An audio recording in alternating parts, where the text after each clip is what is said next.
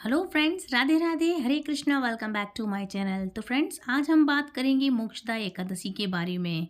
2024 में दिसंबर माह में आने वाली मोक्षदा एकादशी हिंदू धर्म में कई तरह के व्रत और त्यौहार को ये मायने रखती है और इस महीने में त्यौहार मनाया जाता है। ये त्यौहार मनाए जाते हैं जो ये सभी व्रत और त्यौहार का एक अपना ही एक अलग महत्व होता है। इन्हीं में से एक व्रत है मोक्षदा एकादशी का। मोक्षदा एकादशी व्रत जिसे भी काफ़ी महत्वपूर्ण माना जाता है। ये व्रत भी यूँ तो हिंदू धर्म में एकादशी के दिन ही महत्वपूर्ण मनाया गया है ये त्यौहार और माना जाता है। और साल की 24 एकादशियों को भी अपने अपने महत्व के अनुसार अपना अपना एक महत्व होता है इनका, और ये हर एकादशी अपने आप में बहुत ही महत्वपूर्ण होती है। लेकिन मोक्षदा एकादशी सभी एकादशियों से बेहद पुण्यदायी मानी जाती है। अगर किसी इंसान से अनजाने में कोई भी गलती हो और इंसान को उसका प्रायश्चित करना हो तो उसके लिए मोक्षदा एकादशी से बेहतरीन कोई भी दिन नहीं होता है। मोक्षदा एकादशी अब आपको मोक्ष दिलाने वाली होती है। मरने के पश्चात जो कुछ सुकृत जो कर्म हमारे बिगड़े होते हैं उन सब चीज़ों को ये सुधारती है। तो जान लेते हैं इस वर्ष कब मनाई जाएगी, पारण समय क्या है, पूजा विधि क्या है और इसकी कथा क्या है। इस बार 11 दिसंबर बुधवार को मोक्षदा एकादशी है। इस दिन भगवान विष्णु की उपासना की जाती है और जो लोग इस दिन भागवत गीता के 11वें अध्याय का पाठ करते हैं उनके कई जन्मों के पाप भी नष्ट हो जाते हैं। आपको बता दें कि मोक्षदा एकादशी के दिन ही भगवान श्री कृष्ण ने अर्जुन को गीता का पाठ बताया था, गीता का पाठ सुनाया था। और आज के दिन कहा जाता है कि गीता जयंती भी होती है। तो आज का दिन ये बहुत ही महत्वपूर्ण है क्योंकि आज के दिन श्रीमद् भागवत गीता की है ये जो जयंती होती है। इस बार 11 दिसंबर बुधवार को मोक्षदा एकादशी है। इस दिन भगवान विष्णु की उपासना की जाती है और जो लोग इस दिन भगवत गीता के 11वें अध्याय का पाठ करते हैं उनके कई जन्मों के पाप कट जाते हैं, मतलब नष्ट हो जाते हैं। हिंदू पंचांग के अनुसार मोक्षदा एकादशी इस बार 11 दिसंबर को मनाई जाएगी। एकादशी तिथि प्रारंभ होगी 11 तारीख को, दिन बुधवार को दिसंबर को होगी। ये 11 दिसंबर को सुबह 3:42 पर होगी और ये तिथि, और इस तिथि का समापन 12 दिसंबर को देर रात को 1:09 पर होगा। मोक्षदा एकादशी का पारण का समय सुबह 7:07 से लेकर के 9:09 तक होगा। इस समय की अवधि में आप पारण समय कर लें। अब बात कर लेते हैं मोक्षदा एकादशी की पूजा विधि के बारे में। तो देखो, एकादशी व्रत से एक दिन पहले ही यानी कि दशमी तिथि को दोपहर में सिर्फ एक बार ही भोजन करना चाहिए। याद रखें, भोजन करेंगे सुबह के टाइम तो बिना लहसुन प्याज का करें। चावल यदि खा लिए हैं तो ठीक है, नहीं खाए तो अच्छा है, बहुत अच्छा है, पर एक टाइम भोजन करें। हो सके तो एक दिन पहले चावल का त्याग करें। इस दिन आपको 10वीं तिथि को एक टाइम भोजन करना चाहिए। ध्यान रहे, एकादशी के पहले वाले दिन रात्रि में भोजन आपको कभी भी नहीं करना चाहिए क्योंकि इस दिन अन्न का त्याग होता है, अन्न खाना वर्जित होता है। एकादशी के दिन प्रातःकाल उठकर स्नान करें और व्रत का संकल्प लें। व्रत का संकल्प लेने के बाद भगवान श्री कृष्ण की पूजा करें, उन्हें धूप दीप नैवेद्य इत्यादि अर्पित करें। इसके बाद रात्रि में पूजन करें और जागरण अवश्य करें। अगले दिन यानी द्वादशी के दिन पूजा करें और उसके बाद जरूरतमंद व्यक्तियों को भोजन इत्यादि आप जरूर से दान दक्षिणा जरूर से दें। किसी ब्राह्मण पंडित को बुला करके आप भोजन करवाएं। ये नहीं कर सकते हैं तो सूखा दान जरूर से दें और वो दान जो आप करेंगे उसमें आप दक्षिणा अवश्य रखें क्योंकि दक्षिणा बिना दान अधूरा होता है। इसलिए आप जो कुछ भी दान कर रहे हैं उसमें दक्षिणा जरूर रखें। तो आप इसके बाद भोजन करेंगे, आप पारण कर लें, उसके बाद आप सामान निकाल दें, ये सब सामग्री ये जो है। उसके बाद जब आपका व्रत खुल जाएगा तो फिर आप भोजन करें। अच्छा, व्रत खोलने का एक और तरीका है कि जब सुबह टाइम आप एकदम से जल्दी से सुबह जल्दी के कारण कि टाइम ना निकल जाए तो इस अवधि में आपको भोजन करना चाहिए। भोजन कर लें, भोजन नहीं कर पाता है, जैसे कोई भोजन थोड़ी ना इतने सुबह करता है 7 बजे या 6 बजे, तो अलग अलग टाइम होता है पारण का। तो आप भगवान के चरणामृत का सेवन करें और तुलसी दल का सेवन करें। इसके द्वारा आप अपना व्रत खोल सकते हैं। इसके बाद आप सात्विक अन्न से आप अपना व्रत खोलें। आपको नहाने के पहले आप, लेकिन आपको कुछ बातें बता दूं कि यदि आप नहाने के लिए आपके यहाँ अपने जगह पे जहाँ पर आप रहते हैं, सिटी है, कॉलोनी है, जहाँ पर स्वच्छ जल नहीं है, जैसे आपके यहाँ नर्मदा नदी है, जैसे जहाँ मध्य प्रदेश में नर्मदा नदी, ऐसे स्थानों पे यदि आप नहीं रहते हैं, कहीं गंगा तट है, गंगा कहाँ कहाँ नहीं है, यदि आप ऐसी जगह पर नहीं रहते हैं कि शुद्ध पानी आपको मिल जाए, शुद्ध वाटर, तो आप क्या करें, मैंने हर वीडियो में आपको बताया है कि नर्मदा जल है, गंगा जल है, संगम का जल है, पवित्र नदियों का जल है, जो आपके पास अवेलेबल है। कुछ ड्रॉप्स आप अपने शुद्ध जल की पानी में आप अपने डाल लें, जिसमें आप नहाते हैं, और उससे आप स्नान करें। इससे आपका तीर्थों का जल कहलाया जाएगा कि आपने तीर्थ में स्नान किया है, तो ये इस तरह से हो जाएगा। अच्छा, जब आप पूजा करने बैठेंगे, रात में ही आप साफ सफाई कर लें मंदिर की, और नहीं तो सुबह कर लें। सुबह कर लेंगे आपका टाइम वेस्ट होगा, नहीं तो रात में ही कर लें। दूसरी बात, आप ब्रह्मचर्य व्रत का पहले से आप पालन करें। तीसरी बात, 11 जो कि जिसको हम एकादशी कहते हैं, तो एकादशी वाले दिन हमें बाल नहीं धोना चाहिए, नेल्स इत्यादि नहीं काटना चाहिए। इन सब चीज़ों से आप 1-2 दिन पहले ही निवृत्त हो जाएं। और ये बात भी है कि इस दिन आपको तुलसी दल नहीं तोड़ना चाहिए।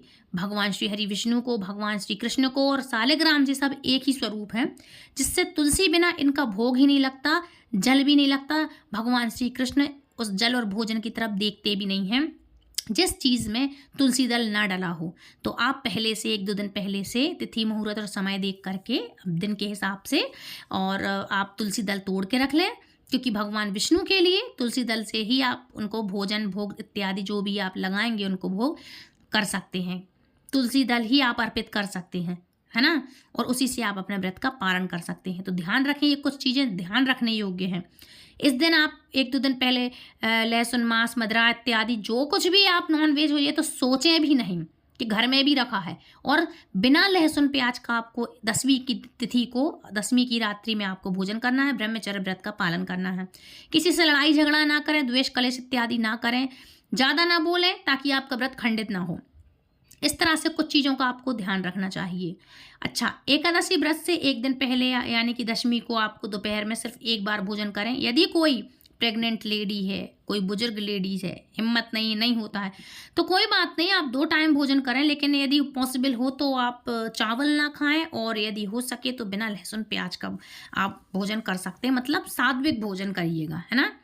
अच्छा, भोजन आपको व्रत का आप संकल्प जरूर लीजिएगा, क्योंकि संकल्प के बिना कोई भी पूजा व्रत इत्यादि आपका पूरा नहीं होगा। सुबह के संकल्प में आप क्या लेंगे, आप अपना नाम वगैरह है, गोत्र वगैरह है, ये ले लें जमीन पे, फिर पुष्प इत्यादि आप अपने आप को संकल्प से पहले आप अपने आप को शुद्ध करें, आचमन करें। भगवान श्री हरि विष्णु का आगमन करने के लिए आप सबसे पहले दीप प्रज्वलित करें, ताकि हमारे व्रत के और हमारे संकल्प के साक्षी कौन बने, अग्निदेव बने। स्वयं अग्निदेव को प्रकट करना मतलब वो साक्षी रहते हैं। फिर उसके बाद आप संकल्प लें। संकल्प लेंगे तो आप अपने भगवान से कहें कि आज हमारा जी अमुक अमुक नाम है, ये गोत्र है, इस जगह का, इस स्थान का नाम है। इसके बाद आप बताएं कि प्रभु हमारा आज भी व्रत है, और आप बिना किसी मतलब निर्विघ्न हो करके, बिना किसी कोई विघ्न ना आए, किसी दिक्कत परेशानी के हमारा ये व्रत आप संकल्प जो है करा दीजिए। मतलब संकल्प लेना है आपको कि हमारा व्रत पूर्ण हो जाए बिना किसी दिक्कत परेशानी के, निर्विघ्न होकर। तो इस तरह से आप संकल्प लेने के बाद भगवान श्री कृष्ण की पूजा करें, उन्हें धूप दीप नैवेद्य इत्यादि अर्पित करें। इसके बाद रात्रि में भी आपको पूजन करें, जागरण करें। तुलसी के समीप आपको उस दिन जल नहीं चढ़ाना है। माँ तुलसी हर की एकादशी को निर्जल व्रत रखती हैं, भगवान श्री हरि विष्णु की शरण में रहती हैं, उनका निर्जल व्रत रखती हैं। इसलिए आप उनको उस दिन आप धूप दीप दिखा दें, बस उनको जल अर्पित नहीं करते हैं, और ना ही तुलसी दल तोड़ते हैं। अगले दिन यानी द्वादशी के दिन पूजा करें। उसके बाद जरूरतमंद व्यक्तियों को भोजन इत्यादि जैसी आपकी सामर्थ्य हो उतना आप कर सकते हैं। इसके बाद ही आप भोजन करें, है ना। इस तरह से आप भोजन करें, अपना व्रत पूरा करें।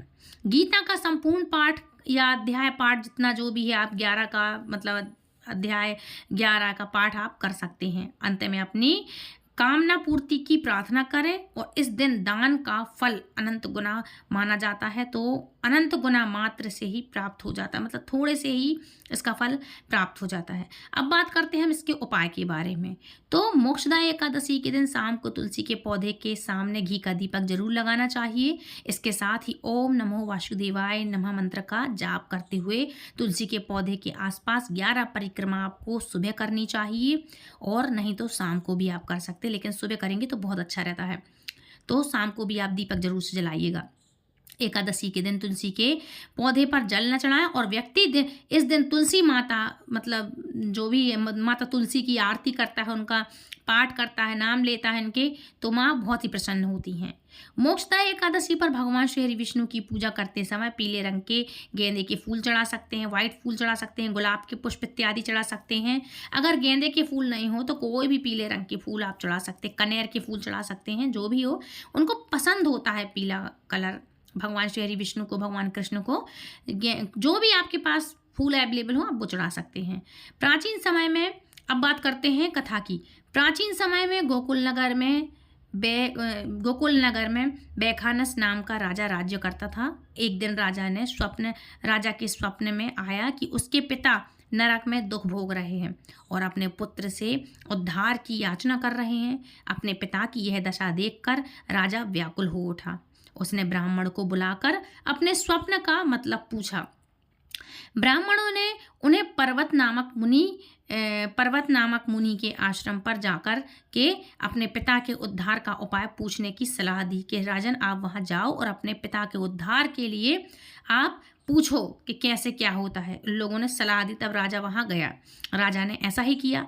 जब पर्वत मुनि ने राजा की बात सुनी तो वे चिंतित हो गए।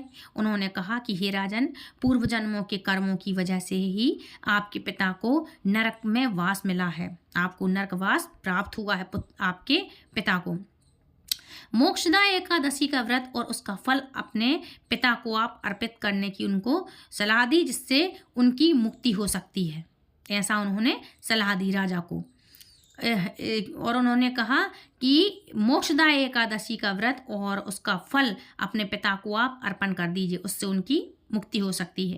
राजा ने मुनि के कथन अनुसार, मतलब उनके कहे अनुसार, मोक्षदा एकादशी का व्रत किया और ब्राह्मणों को भोजन, दक्षिणा और वस्त्र आदि अर्पित कर दिए और आशीर्वाद प्राप्त किया। इसके बाद व्रत के प्रभाव से राजा के पिता को मोक्ष की प्राप्ति हुई। इस तरह से राजा के पिता जो थे वह मोक्ष को प्राप्त हुए। इस एकादशी के आप कथन अनुसार समझ सकते होंगे कि ये एकादशी का इसका नाम क्या है। मोक्षदा मतलब सभी पाप, पुण्य, जन्म, मृत्यु, इन सभी को चीज़ों को छोड़कर मोक्ष की प्राप्ति होती है। कोई पापी व्यक्ति भी है और यदि उस पापी व्यक्ति ने कभी भी कुछ भी पुण्य नहीं किया है, कुछ भी अच्छे सुकृत नहीं किए, अच्छे कार्य नहीं किए हैं, तो कोई भी घर का कुटुंब का व्यक्ति यदि मोक्षदा एकादशी का व्रत इत्यादि करके संकल्प करके यदि उसके खाते में ये चीज़ें उसको अर्पित कर दी जाए, मतलब उसके निमित्त उसका संकल्प करवा दिया जाए उसको, तो उस इंसान को नरक से भी मुक्ति मिलती है। ये है मोक्षदा एकादशी का प्रताप, इसका फल। मोक्षदा मतलब मोक्ष दिलाने वाली एकादशी।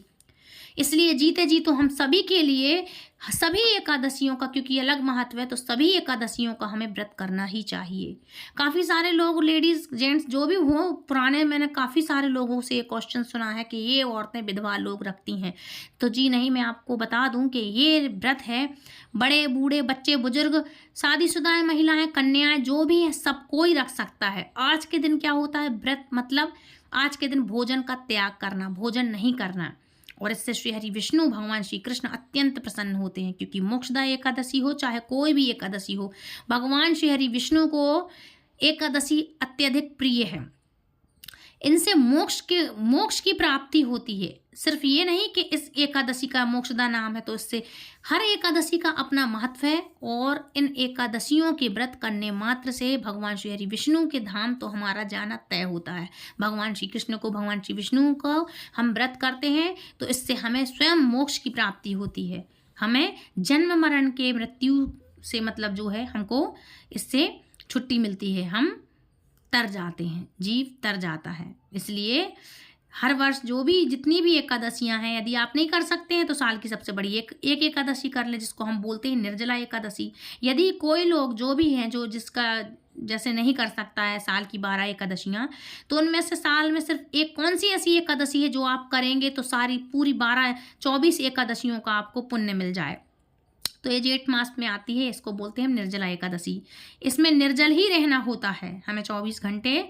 तो इसलिए यदि आप निर्जला एकादशी कर सकते हैं तो सारी एकादशियों का आपको पुण्य मिल जाएगा, और नहीं तो आप हर तरह की एकादशी करें। इसमें भी आपका एक अलग ही एक महत्व होता है, और ये अपना अपना वो होता है कि हर एकादशी का एक अपना अलग महत्व है, अपना एक नाम है अलग। तो आप जैसा कर सकते हैं आप वैसा करें। तो फ्रेंड्स, ये थी आज की जानकारी। आई होप आज की वीडियो आपको पसंद आई होगी। यदि पसंद आए तो प्लीज़ वीडियो को लाइक शेयर कमेंट करें, चैनल सब्सक्राइब करें, और यदि आप हमारे चैनल पर पहली बार जुड़े हैं तो हमारे चैनल को आप सब्सक्राइब करें, क्योंकि हमारे चैनल पर आपको इसी तरह की हिंदू धर्म की धार्मिक चीज़ों की आपको संपूर्ण जानकारी मिलती रहेगी। धार्मिक चीज़ों की, 30 त्योहारों की, व्रतों की जानकारी मिलती रहेगी। और अभी इतने दिन का गैप हुआ है तो उसके लिए मैं आपसे माफ़ी चाहूँगी, क्योंकि हमारे यहाँ किसी पारिवारिक व्यक्ति का निधन हो जाने के कारण ही इतने दिनों से वीडियो नहीं आया है। तो अब खैर ज़िंदगी है, चलती रहती है, इसलिए मैंने आपको इतने दिनों बाद ये वीडियो अपलोड किया है। तो मुझे लगा क्यों ना एकादशी आने वाली है तो आप सभी तक ये जानकारी शेयर करूँ। तो फ्रेंड्स, मिलती हूँ नेक्स्ट वीडियो में। तब तक के लिए फ्रेंड्स, राधे राधे, हरे कृष्णा, हरि बोल।